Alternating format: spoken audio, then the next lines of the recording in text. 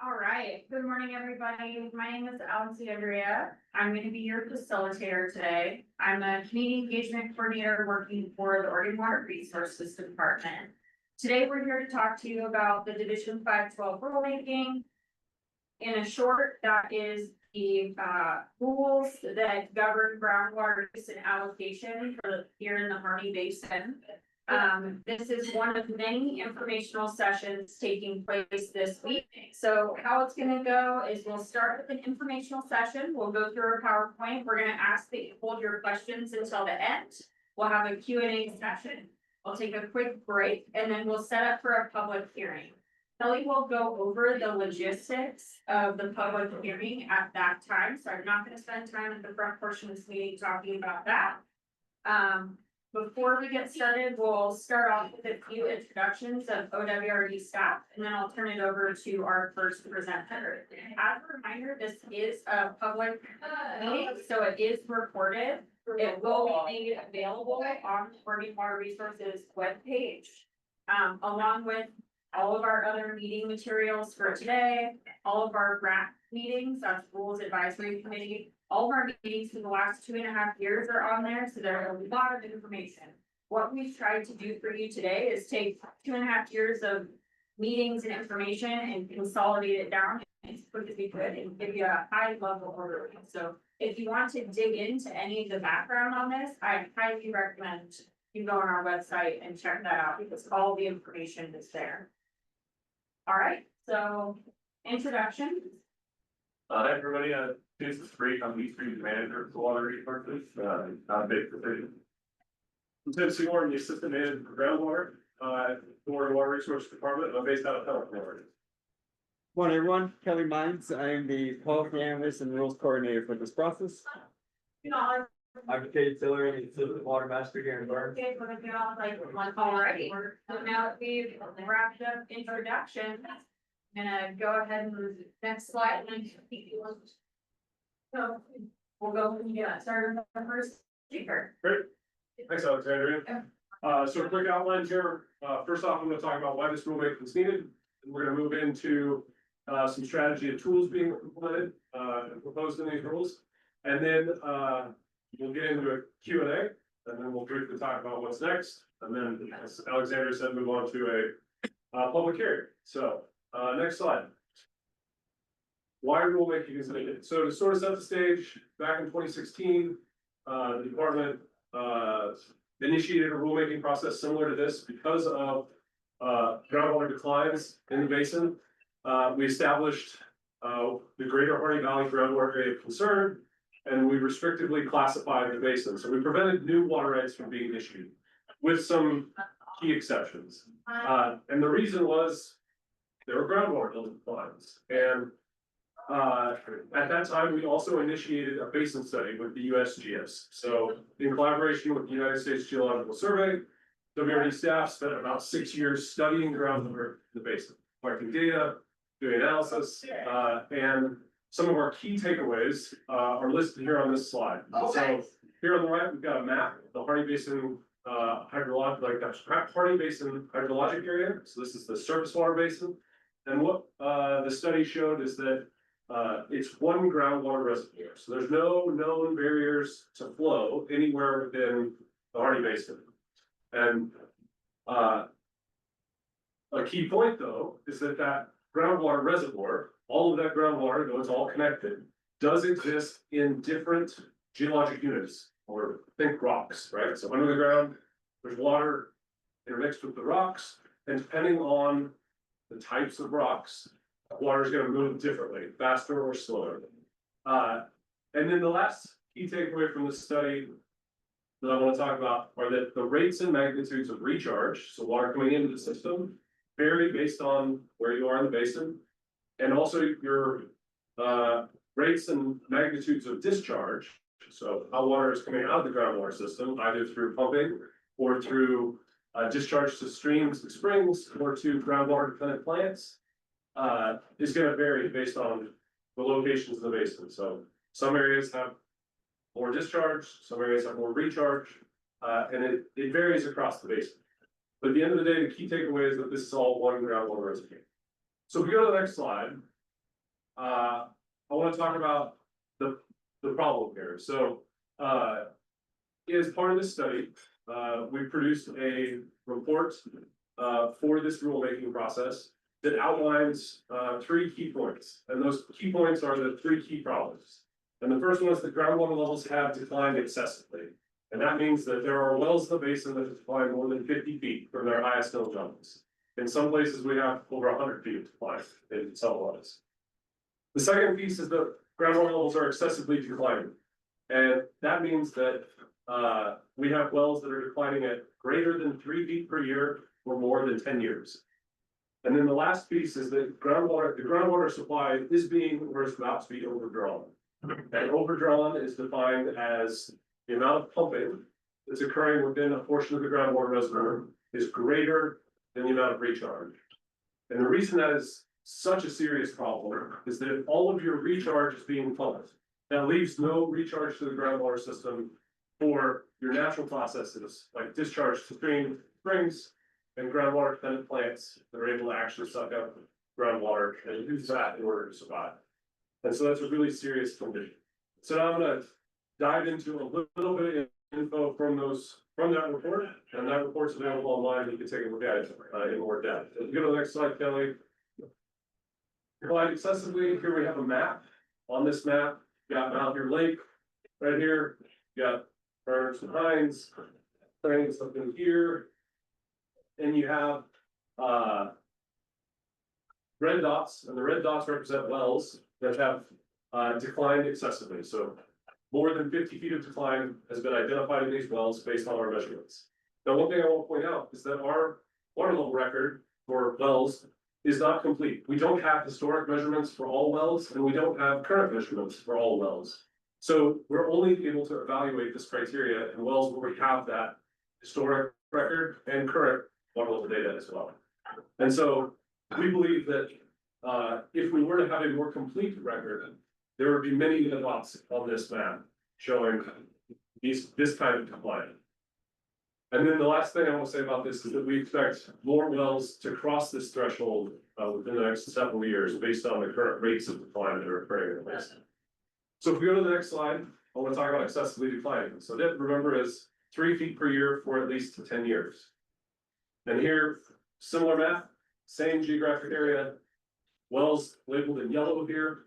And these are wells that have met this threshold. And again, our water level data is not comprehensive and perfect. And so we believe there would be more wells on this map if we had a more comprehensive data set. But this data set, we believe, is representative of conditions in the basin and what's going on. And so we believe that also that more wells are expected to cross this threshold in the next several years based on the continued rates of decline that we're seeing. Then if we go to the next slide, Kelly, we'll talk about overdrawn. So here, as part of the groundwater study, the USGS and WRD staff broke the basin into 3 water budget regions. And these 3 regions match the 3 main drainages. So you've got the Sylvias up in the north, you've got out in this west region that's pink, the Silver Creek area, and then down here in the south, we've got the Donner Woodson. And they broke down these regions, or they broke down the basin into these regions, mostly for calculating recharge, and to help understand that water budget aspect. So how much is coming in versus how much is going out. Within that area, they also broke down the uplands and the lowlands. And so this yellow boundary that squiggles through here is the lowland boundary.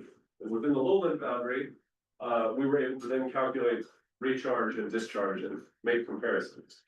So here in this table, I've got the water budget region broken down, and then we've got 2 columns. One is the difference between lowland recharge and pumping. So that's the true definition of overdrawn. And then we've got the difference between lowland recharge and authorized use. So how much paper water is out there as compared to recharge. And so in this northern region, we're currently pumping about 2,700 acre feet more than is being recharged into this lowland water budget region here in that northern area. And so by definition, we're overdrawn. In the southern region, recharge exceeds pumping by about 26,000 acre feet. So we're not overdrawn in that lowland area of that water budget region.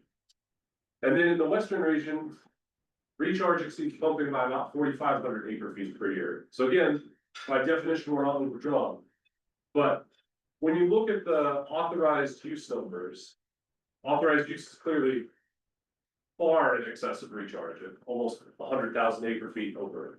But in this western region, we're about 18,000 acre feet, authorized more than recharge.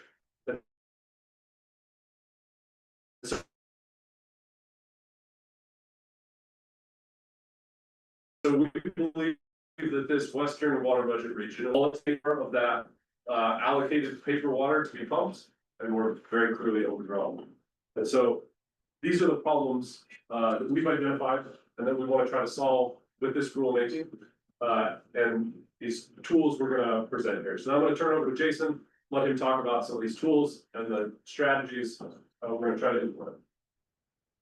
Hey, Sam. Right, as Tim mentioned, a few tools that the state can use or the department can use, that we're proposing to use in this process to kind of help. Kind of fix the problem. Go ahead, Karen. So, just a quick overview, we'll go over these in a little more detail, but. So the three things that the department has the authority to do directly, there is, we can classify.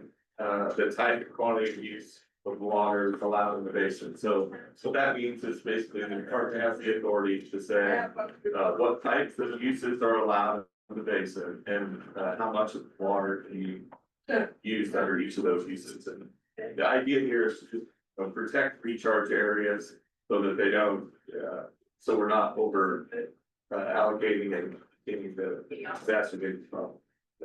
The second one here, the critical groundwater area, Tim's gonna talk a little bit more about that in a bit, but what that does is it controls existing uses in groundwater, so that gives the department the authority to regulate down folks that are current users in the basin in order to get the groundwater levels more stabilized. So it reduces groundwater use through some regulatory authorities in our department.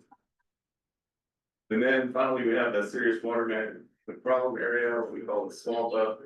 And what this does is it creates more accountability in the water use that's out there today. And what it does is it requires measurement on all wells that are being used that are entering water in the basin. And it requires those wells to have some reporting on to those on the amount of water that's used for each well. So, excellent. So we'll talk a little bit about the classification. And the classification boundary here is, as Tim pointed out earlier, is essentially the Harney Basin. And it includes part of Grant County up in this area, goes all the way down to the south to the lakes there. And part of their dark listen. Next slide.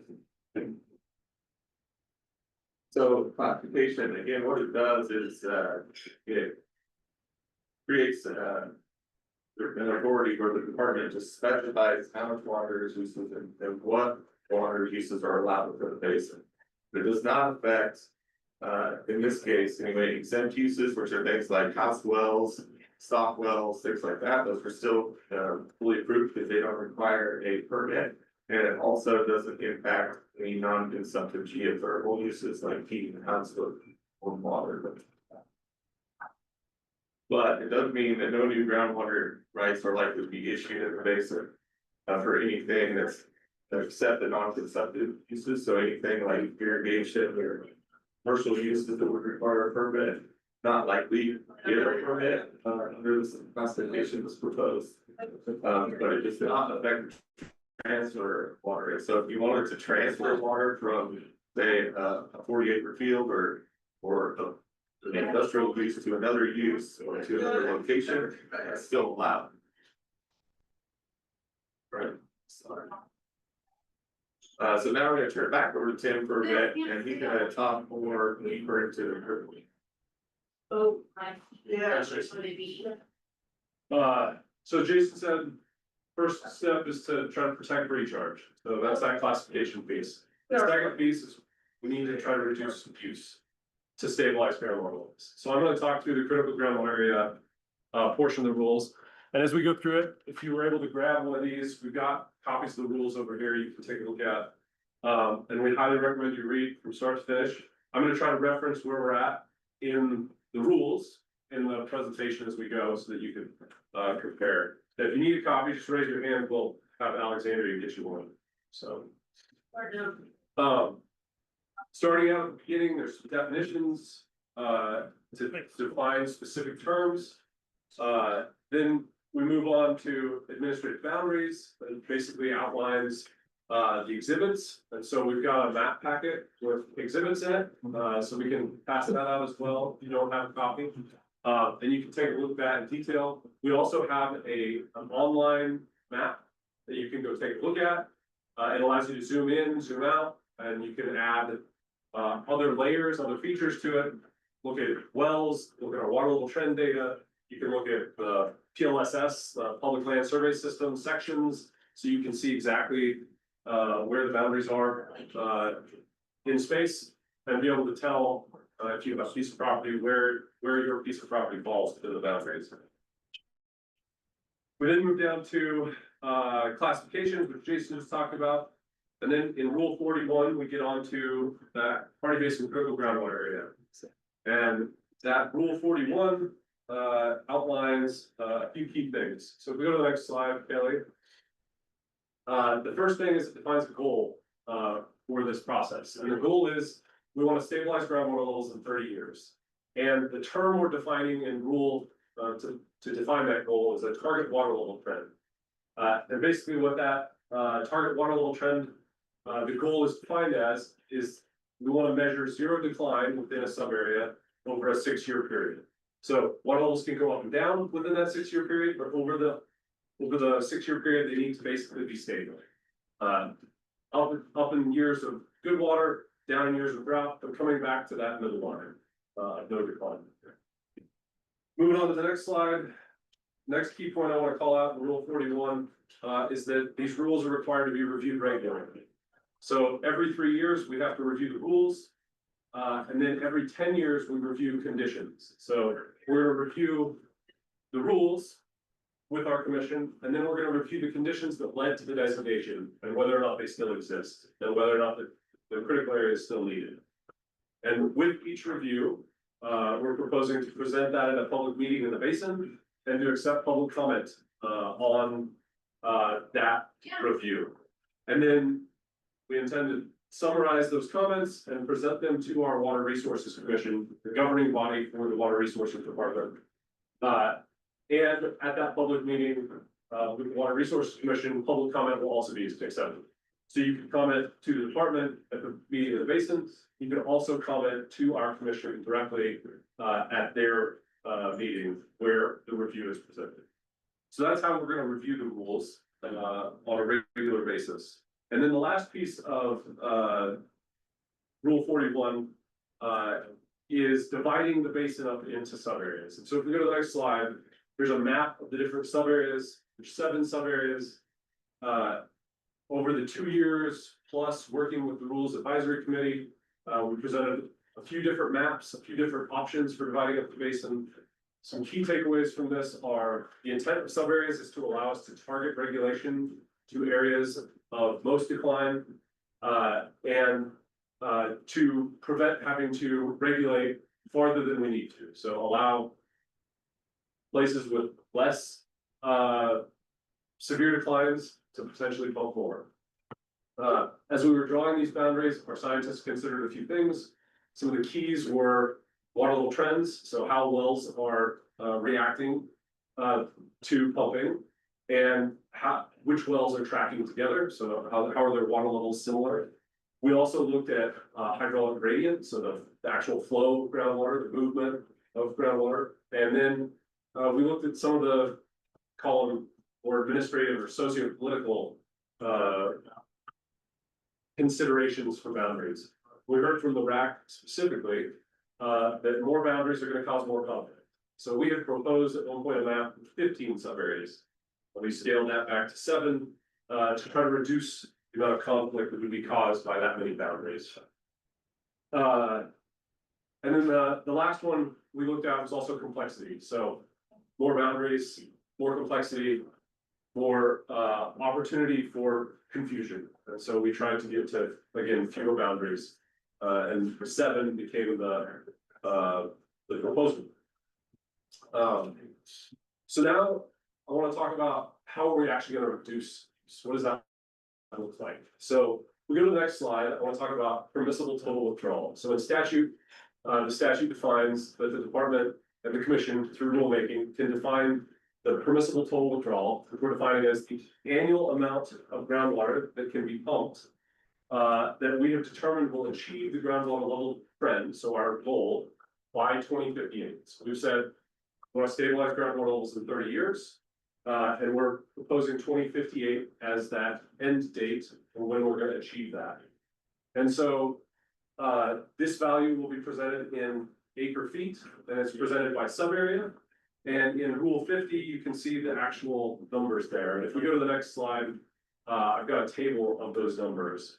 There are a couple things I want to point out. So the department used the Hardy Basin groundwater model that was produced as part of that groundwater study we did with the USGS to try to identify, using all of the parameters that we've set, stabilizing groundwater levels in 30 years, allowing a phase-in period of reductions over 24 years, and using these sub-area boundaries.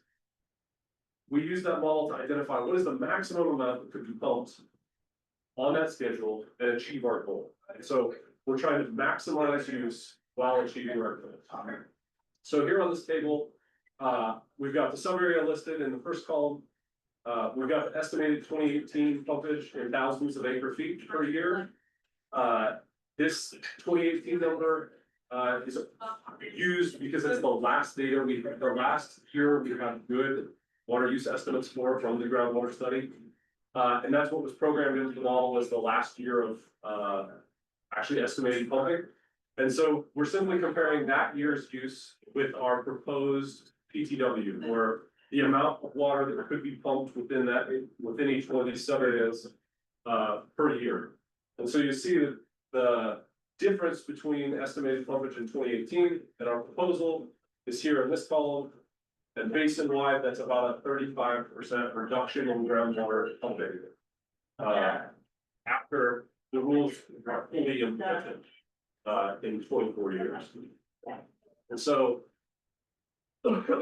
that's the essentially the lowest that we could curtail to. So we cannot regulate, we could not regulate beyond that 88.8 thousand acre feet. That's the minimum amount that would be allowed to be pumped on the plans. So if we move to the next slide, I want to talk about how do we get from where we are currently with actual use to this PTW number in the future. How do we figure out what's actually being used? How do we regulate people appropriately, and then how do we schedule out those reductions? So the first thing is we need to establish what current use is. And we're calling that process the initial allotment, and it's Rule 60 here in the packet, if you want to look through that. And so the intent here is to provide the maximum amount of water to people who have been beneficially using water rights. We don't want to give people who have paper water rights but haven't been using them water. They haven't been using them. They shouldn't benefit from speculation on their water right. That's something we believe, and we heard strongly from the rulemaking advisory committee. They agreed with that. So we want to initially allot water to people based on their historic usage. And that allotment is then going to be an order which regulates people down to that quantity of water for each right. So every right would receive a reduction in their quantity of water down to what they've actually historically been using, based on a formula that we have here in the rules. So if we go to the next slide, I want to talk through that formula. So there are 3 different types of rights I want to talk about. First is irrigation rights, then we'll talk about municipal and quasi-municipal. Then we'll talk about sort of a blanket all other rights that don't fit into those first 2 buckets.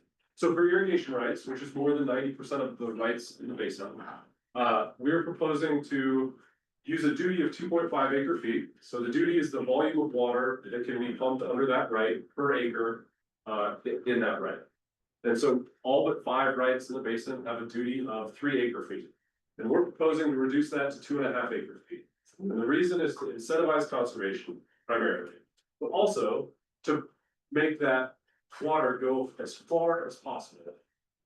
Out to as many water right holders as possible, so that we decrease the economic impact as much as possible. The second thing is we want to consider the historic beneficial use, and we've proposed that we'll look at that in the 5-year period from 2020 to 2024. And so here I've got your classic square place of use. It's 160 acre POU, so that's the essentially the water right footprint. And then inside that, you got a circle, pivot circle. It's about 125 acres that are actually being irrigated. Then we have these ground corners. And so what we're proposing is that instead of taking 160 times 2.5, what we would do is say 125 times 2.5 to give us the total volume of water that can be pumped under this right. Because if historically they haven't been irrigating these corners, we would prefer to, rather than set aside water for those corners that aren't going to be irrigated, give that water to another water user who's able to use and make beneficial use of that water, stay in business potentially, and use that water effectively. And so that's the intent around irrigation rights. The next type of right I want to talk about is municipal or quasi-municipal use. So think City of Burns, City of Pines, those are the 2 primary municipalities out here that have water rights. And so what we're proposing is we're going to allot the cities 110% of their greatest single year use between the years of 2020 and 2024. So I've got a graph here of the reported water use from the City of Burns. In 2020, they reported water use of 1,250 acre feet. That was the highest single year's use. So we take 1,250 plus 10%, and that would give us 1,375 acres. And then we're also proposing that we would reevaluate this allotment every 6 years, and we would adjust up or down the amount of water they could have based on the previous 6 years' use. So we'll do this evaluation every 6 years, and adjust their water up and down. This obviously limits municipalities to growth of only 10% of use per year. Currently, I believe they're using about 20% of their actual water right. The City of Burns is. And so they have room within their water right to grow. But these rules are going to restrict just how much they can grow. The reason we are trying to restrict how much a municipality can grow is because for every acre foot of water that we give the municipality, that acre foot of water has to be reduced somewhere else. And so it's probably groundwater irrigator that would get regulated off in favor of that. So what we wanted to do was make sure that they have enough water to run the city effectively with a little bit of overhead for growth. And again, try to maximize the use everywhere else and limit the economic impacts of this reduction. And then the third type of allotment I want to talk about is all the other rights. So if we go to the next slide, all the other rights, we are giving ourselves latitude to figure those out. So these other types of rights, think of them as commercial, industrial manufacturing, wildlife, pond or reservoir maintenance, those types of rights. And so they don't fall into those other categories. And so we're laying out a process by which we can try to evaluate and get to their historic beneficial use and figure out what they should actually be allotted. And so what we're going to look at the limits of the groundwater right. So how much water does the water right allow them to pump? We're going to look at their historic beneficial use for that same period. So if we have water use reporting, or they have data on how much water they've used, they can provide that. And then we're going to look at whether or not water is physically capable of being pumped and put to use. So do they actually have water use infrastructure? Do they have a pump in their well? Things like that. And then we're giving ourselves some broad latitude to look at other factors we deem appropriate for the specific unique case to try to determine that historic beneficial use. And off the top of my head, I want to say there's about 40 of these rights. So each one is going to have to be looked at uniquely and figured out unique limits, so we're laying out that process. So that's the initial allotment. So now we figured out what current use is, so now we need to schedule reductions to get from current use down to the PTW. So next slide. So to do that, basically what we're gonna take is we're gonna take the initial allotment, that's the amount that's being pumped or allowed to be pumped currently. And we're gonna subtract the PTW, and that's gonna give us the volume of water that needs to be reduced by sub area. And then what we're gonna do is we're gonna take that volume to reduce and we're gonna schedule it out as defined in rule here.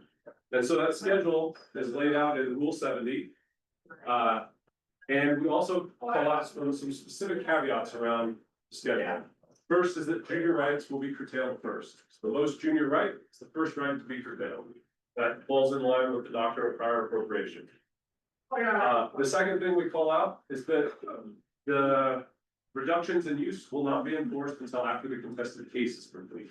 So these rules set up a process by which we propose to reduce use. The contested case is the process through which we actually issue orders. We go before an administrative law judge, and each water right holder has their opportunity in court to defend themselves against the regulation. And so the regulation will actually go into effect until that process is complete. And so we wanted to make that very clear in the rules, so that everyone knows.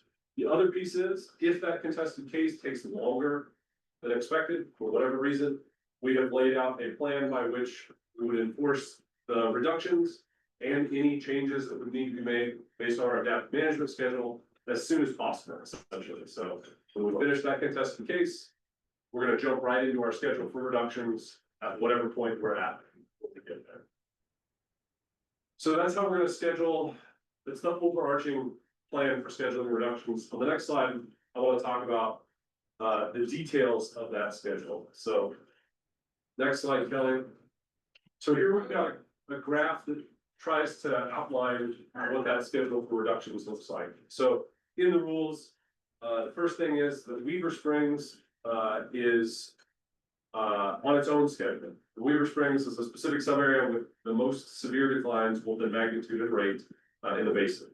And so in our proposal, we're proposing to treat it a little differently, and 75% of the total reduction we're proposing at the start, and 25% of the total reduction 6 years later in 2034.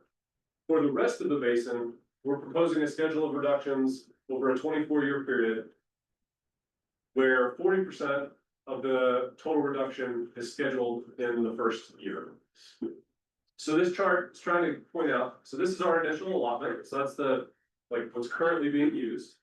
And then the total reduction here, this orange bar, is what we're gonna get to at the end of the schedule. And then each bar represents how much reduction would occur at each of these years. So in the first year, we implement 40% of the total reduction, and so we've reduced that initial allotment by that amount. And none of these numbers, all of these numbers are illustrated. It's not any specific area of the basin. So then in 2034, we'll go through our adaptive management process, which we'll talk about in a moment. But we'll have scheduled another 30% of that total reduction. So now 70% of the total reduction will have been implemented in 2034. In 2040, add on another 15%, and now we're at 85% of the total reduction. 2046, we add another 10%, so now we're at 95% of the total reduction. And then in 2052, we'll add on the last 5%, and that gets us that total reduction. And now only the permissible total withdrawal is what's authorized and allowed to be pumped within that sub area. So that's how we schedule out reductions from the initial allotment down to the permissible total withdrawal. So that schedule will be reflected in the orders to each water right holder. So you'll receive, the water right holder will receive an order saying, here's your initial allotment, this is what you're now allowed to pump, and here is the anticipated or the scheduled date for when you would be regulated off, if you're going to be regulated off. If you're the most senior water right from the sub area, you're not gonna be regulated off. You'll be pumping a quantity of water that comes from that permissible total withdrawal. So what you would receive is your initial allotment, and that is the only order you would receive. You wouldn't receive an order like curtailing you completely off.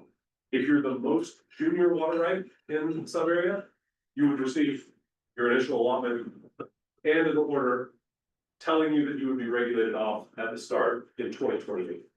And so that's how that regulation process will work in relation to the state. So if we go to the next slide, now what I want to talk about is our adaptive management process. So in working with the RAC, Would you remind them where we are in the rules for Yep. adaptive management? absolutely. Yeah. So adaptive management is laid out in the rules in Rule 80. And in talking with the RAC is highly encouraging of us to come up with an adaptive management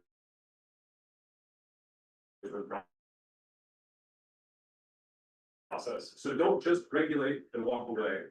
Put this plan for curtailment for implementing reductions, monitoring groundwater level conditions, and then adjusting our regulation based on actual conditions. So let's prevent as much harm as we can and adaptively manage. And this is something the department has never done. We have a number of critical groundwater areas in portions of the state, and none of them have this same process in it. So this is something we're building new and proposing because we believe it's the right thing to do in this basin. So the adaptive management process. At first, we're proposing that we'll start out before reductions begin in 2028. And we want to do an evaluation of groundwater levels. And if groundwater levels are at or above 2022 levels, and our target water level trend is 0, so we've achieved our goal already. Then we're going to delay reductions until 2034. So that provides an opportunity for users of the basin to take voluntary action and try to prevent regulation from having to happen. It also provides the opportunity for if these most recent wet water years cause substantial change in groundwater levels, that is taken into account. And so that's what we're laying out right there at the start. And we'll do that evaluation in 2027. The second thing I want to point out is that data is really important in this process. So we're tracking conditions. And in order to track conditions, we have to have good data. We have to be able to measure wells. And so in the rules, we're giving ourselves the authority, or proposing to give the authority to the department to be able to measure any well on a water right that's necessary for this process. And currently, the department maintains a groundwater monitoring network of about 100 wells. We measure quarterly, so we have staff out in the basin on a regular basis measuring those wells. And then in March of each year, many permits that were issued after 1990 have a condition that requires them to report a static water level measurement each March to take and report that measurement. And so we use that data as well. Well, as we go along, we can regulate off our most junior groundwater rights. We believe that those groundwater right holders are unlikely to continue measuring their wells and reporting use.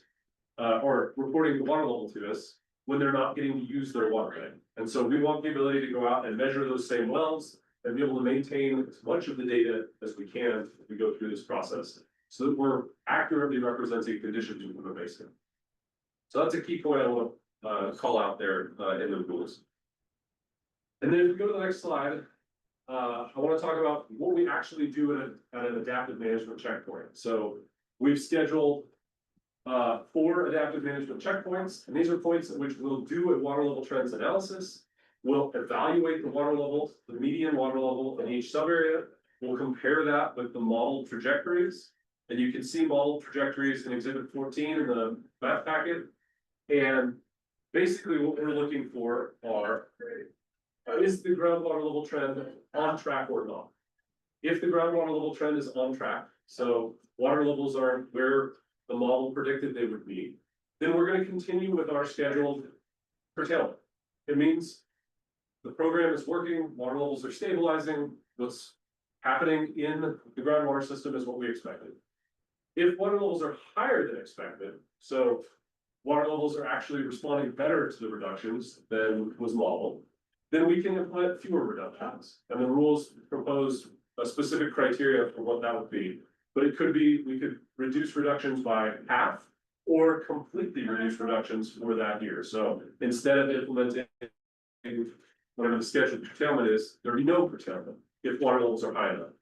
And then on the flip side, if water levels are lower than expected, so groundwater system is not responding as well to the reductions, water levels are lower than expected, then we could implement accelerated reductions. That means we could increase the quantity of production by either 50% or 100%. So either half again as much or double the quantity that's scheduled. And that's to try to get us back on track with our water level trends. And so our belief here is that this plan lays out a process by which what we've defined with our model is the trajectory we're willing to accept as we get to stability.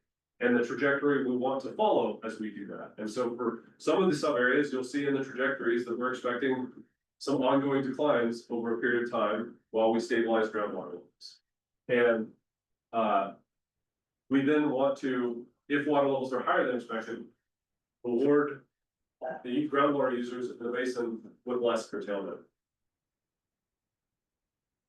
Once we've done this analysis and identified what that adaptive management change will be, we're proposing to meet in the basin and to announce those changes, and then to accept public comment on those changes as well. So, process by which we'd announce what our intended action is. So if we move to the next slide, I want to now switch from adaptive management and evaluating progress to evaluating success. So no sooner than 2058, so the end of the 30-year period of our management, we want to evaluate the water level trend and test if we've met our goal. And if we've met our goal, then excellent. There's nothing more for us to do potentially. If we're unsuccessful and pumping exceeds PTW, so through adaptive management, we haven't implemented the full schedule of curtailment. We are giving ourselves the authority to implement the remaining reductions. So the rules outline what the PTW is. We haven't fully implemented reductions to get there, but we haven't achieved our goal, then we can implement it. If we're unsuccessful and pumping equals to PTW, so we've fully implemented all the reductions and we haven't achieved the goal, well, then the department is going to need to do rulemaking with the commission to adjust that PTW to reduce further. And it's a problem for 2058 too. Not today, right? This is our proposed management for how we get through. But if we're successful and pumping exceeds the permissible total withdrawal, so we haven't implemented all the reductions, we've achieved the goal. Then we could do rulemaking to adjust the PTW up to what's actually being pumped at that point. And that would give groundwater users in the basin, those that are still pumping, certainty about not being regulated off under these rules again. So that's how we'll evaluate success and then adjust from there. And that's all laid out again in Rule 80. So Rule 80 contains adaptive management and the evaluation related to this. And then next slide, Kelly. I think that wraps up what I was going to talk about, and I'm going to turn it over to Jason to talk about how we'll enforce water use accountability through a serious water management program. All right, like we mentioned at the beginning of the presentation, one of the three tools that we're proposing to implement here is the serious water management problem area. Next slide. And again, this looks exactly like the classification boundary because it is the same boundary as classification. So it's already based. Go ahead. And so what the serious water management problem area designation allows the department to do is implement a measurement program for all groundwater in the basin. And so by March 2028, all groundwater right holders or well owners would be required to install a measuring device, a totalizing flow meter, and on every well that they have on each one, right? So every authorized well would require a totalizing flow meter. That flow meter needs to be installed by the manufacturer's specifications, maintained in good working order, and then also needs to be accessible by department staff so they can check measurements. Make sure that the flow meter is still working properly. And then failure to install those flow meters, and for whatever reason, they just refuses to install a flow meter. can result in an enforcement process through the department, where we would, you know, issue basically a couple of warnings, and it could end up getting turned to a civil penalty process. We just can't get compliance there. One thing I will mention is right now, department has some funding for cost share per flow meter, so like to install a flow meter, it's a fairly simple process. The department can reimburse you for up to 75% of the cost of not just the meter, but also the installation cost. What we typically do in most cases is, you know, the department will pay for the entire cost of the meter. And then, up to a portion of the installation, so a lot of times we'll just buy meters and then the landlord will just install it himself and minimize those costs. We're hoping that that program continues in the future. Right now, we have a pretty significant amount of funding in that program.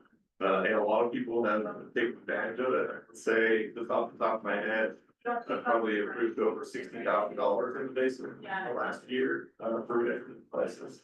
And we can, you know, we're still happy to continue that program. You can talk to the water master's office, they have the forms, and they can direct you to this.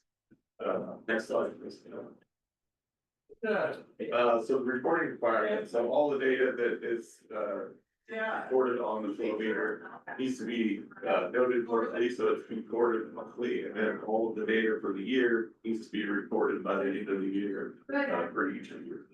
Those were either. So, something happens to a meter, and it's no longer functioning, either it's broken or somehow it's disconnected from power or whatever, after the battery dies. So those non-functioning meters are going to report to the water master's office within 48 hours of discovery. So if you're out there looking at the meter and it's not traveling in water, that needs to be reported to the water master's office. And during that time, you can continue to use water for up to 60 days, but once you go through, you know, that meter needs to be repaired within the next 60 days after you discover it broken. Otherwise, we have to shut off the well and regulate that water and all of that well until that meter is repaired. So measurement is still required, and there are ways to do that in the rules, but one of those ways is reading your power meter, and logging that instead, while you wait for the meter. Those kind of, still calculate the cost of use in those cases. And then, once the meter is repaired, that also needs to be reported to the water master's office, so we have.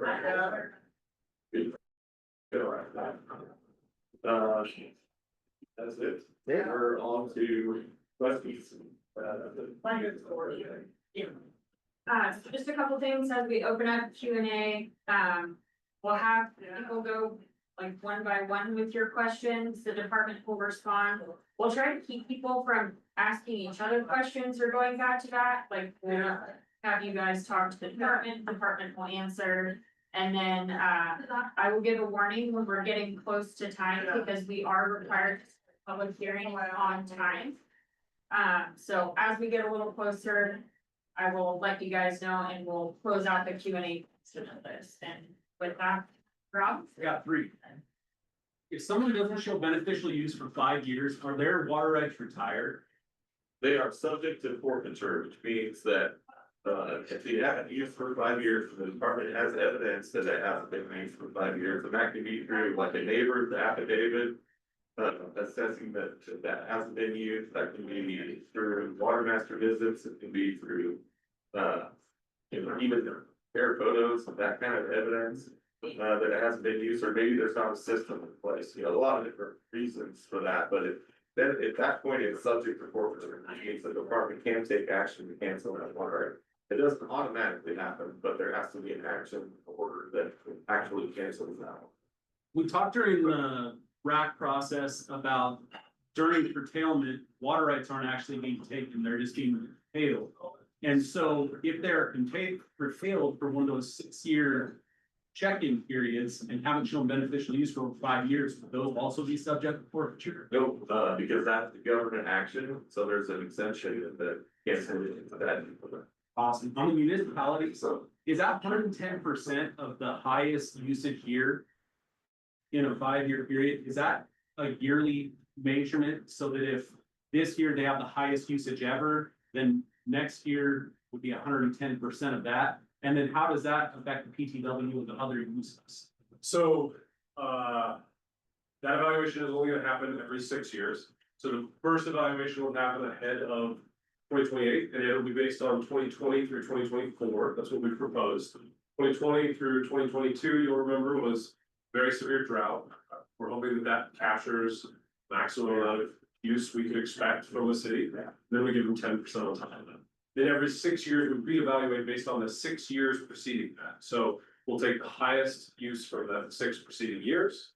And we'll then allocate 110% of that. So if they maxed out their use in one of those 6 years, they get whatever their maximum was plus another 10%. Does that answer you? Yeah. Okay. And then last one. If the proposed rule stands and duty for everyone is reduced to 2.5 acre feet per year, then that's a 17% reduction in usage right there, which is more than the 40% of proposed curtailment. So will that count towards that 40% of proposed curtailment in that first phase? So what that's gonna do is it is gonna change the distribution of water, not necessarily change the total reduction. So. What it means at the end of the day is fewer junior rights are curtailed. So more people get 2.5 acre feet than would if we gave the most seniors 3 acre feet. So that 1/2 acre foot per acre, instead of going to the most senior right, is now going to a more junior right. So that's a redistribution of water. So, But.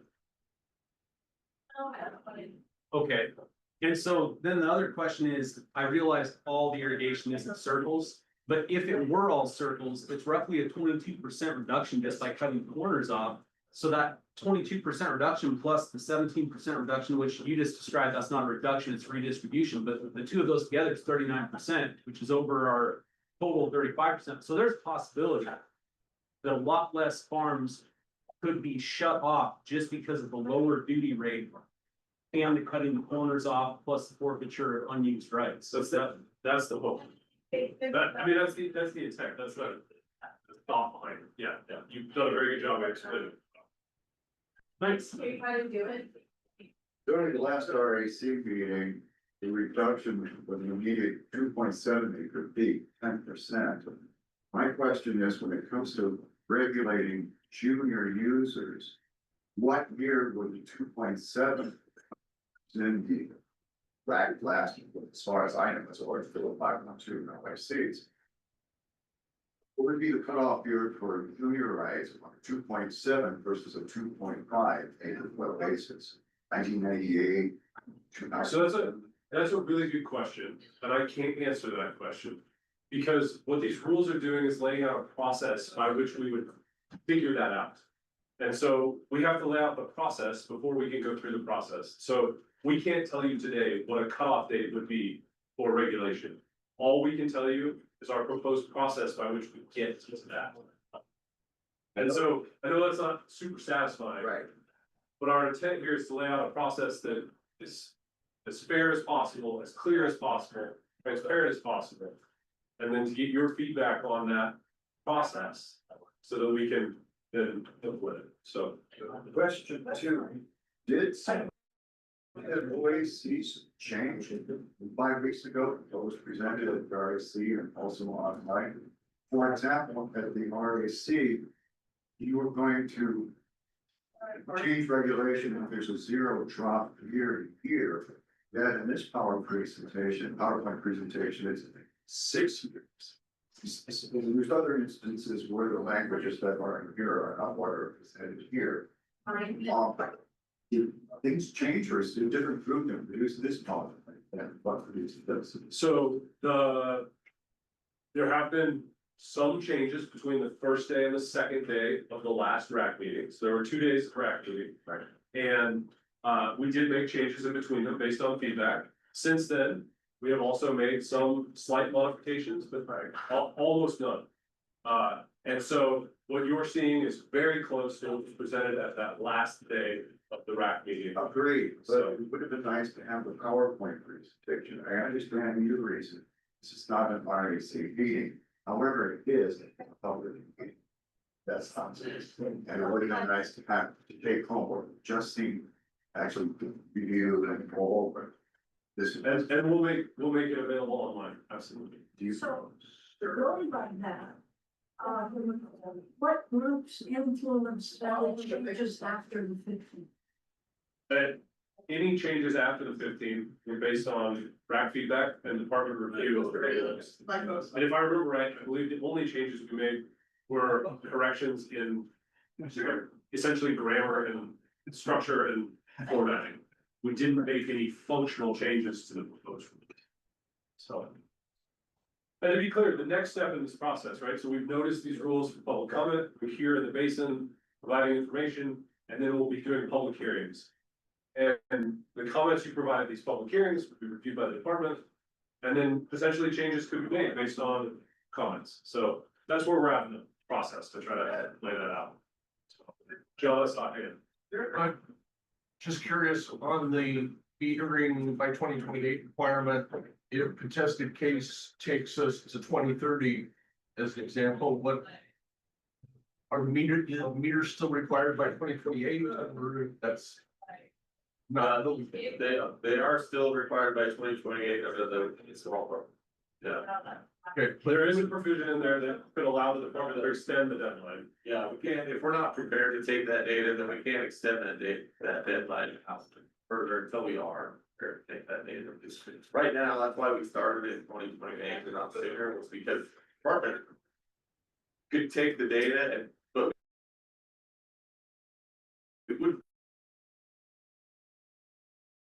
really be able to analyze and view their data, so we can send it out to 2028, like I said, we need to go further.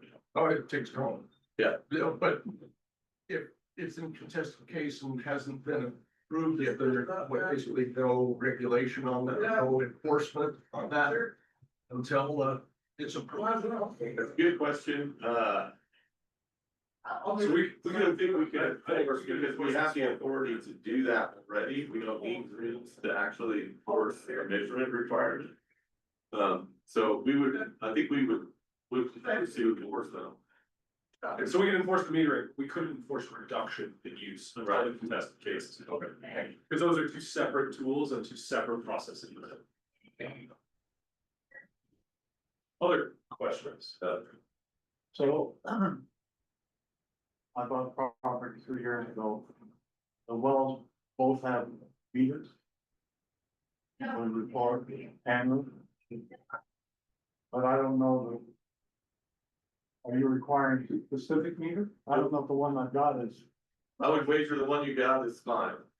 If it's required, because in your water right, likely says that you're required to have a meter, and required to maintain it. And if it meets that requirement, it meets this requirement. That should be good for it.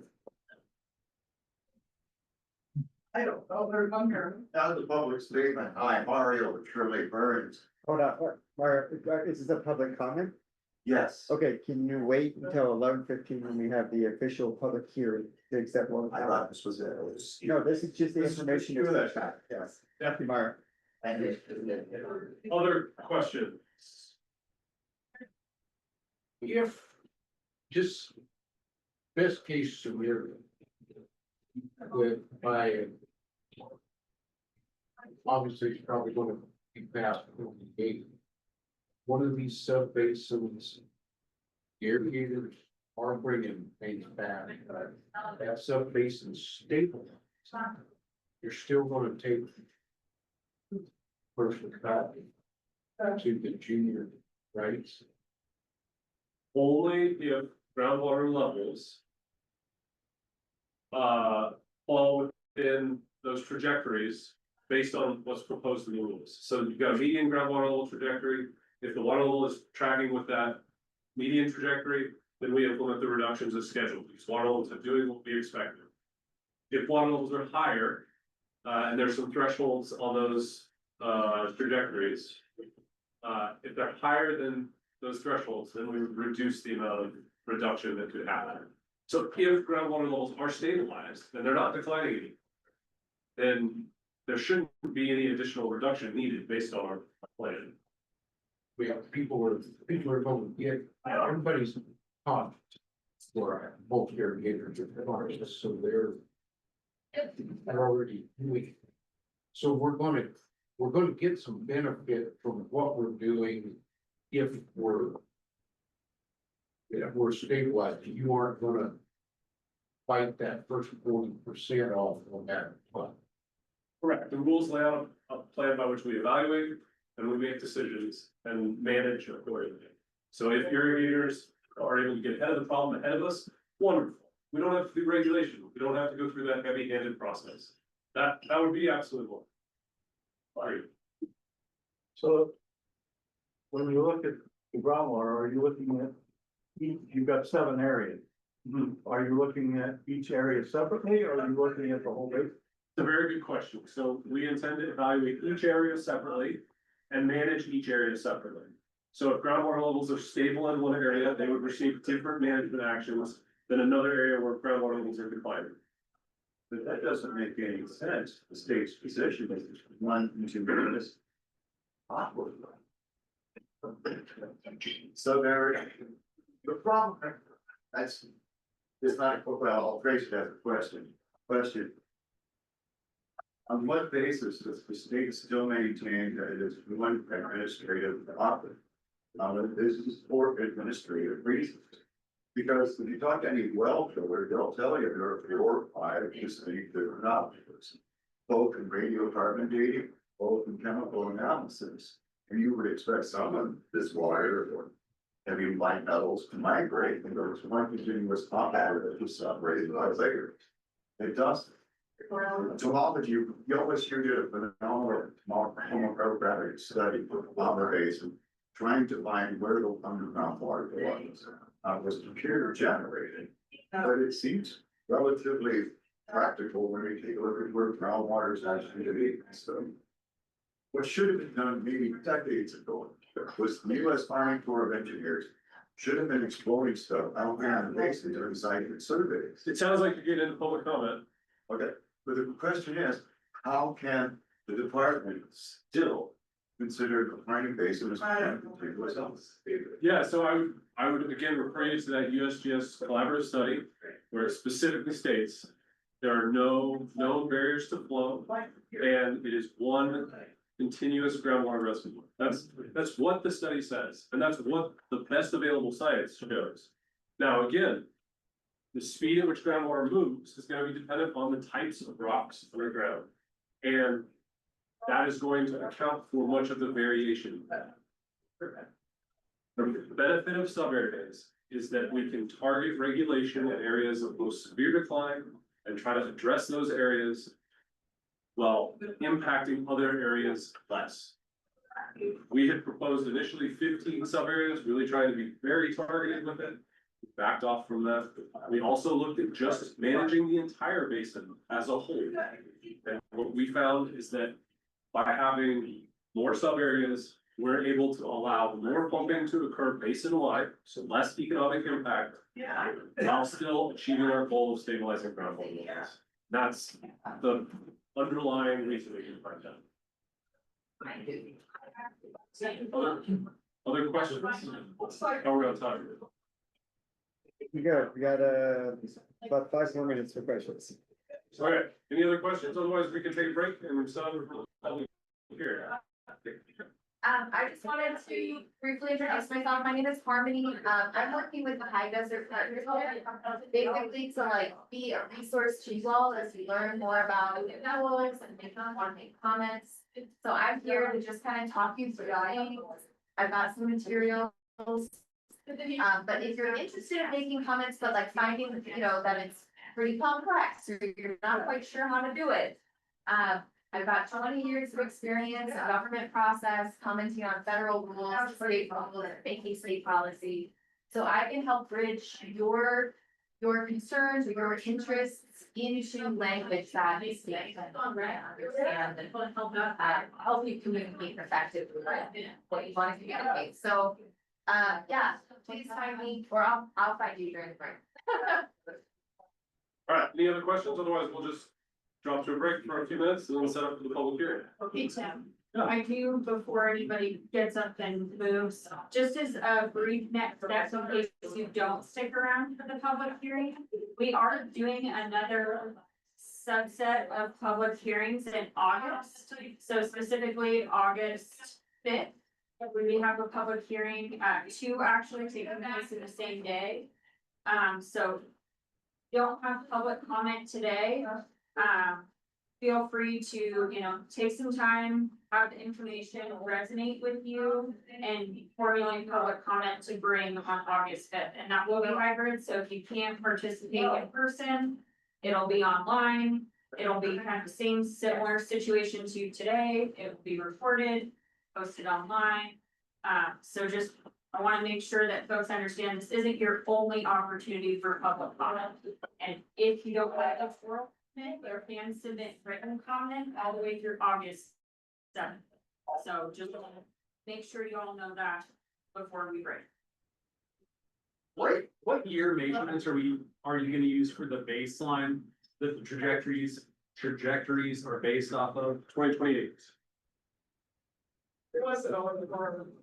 We don't know yet. Not 2028 yet. Or no, we don't know what the amounts will be. That's what I'm hearing. So he was talking about groundwater levels. Right. Not use. And so until the wells are measured in 2028, we won't know what the groundwater levels are for each Those well. wells that are measured, Yeah. So the 2.5 acre feet goes in the. When you 2028 is the proposal, but we have to get through the process outlined here and then you can specify. Yeah. I'll take a break. Thank you all for coming and listening. And I hope you'll stick around to provide comment or hit us up another time. Different